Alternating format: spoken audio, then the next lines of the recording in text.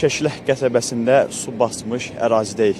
Qeyd edim ki, bu ərazidən 97 nəfər sakin təxliyə edilib. Hazırda da elə Fövqəladə Hallar Nazirliyinin əməkdaşları tərəfindən suyun ərazidən çəkilməsi işləri həyata keçirilir.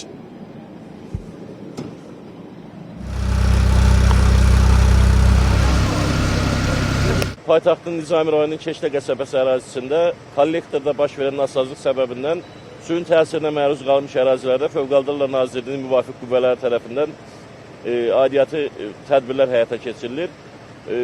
Gecə saatlarında da bu qüvvələr tərəfindən fasiləsiz olaraq müvafiq təhlükəsizlik tədbirləri həyata keçirilib. Hal-hazırda da Fövqəladə Hallar Nazirliyinin qüvvələri tərəfindən ərazidən suyun çəkilərək kənarlaşdırılması işləri davam etdirilir.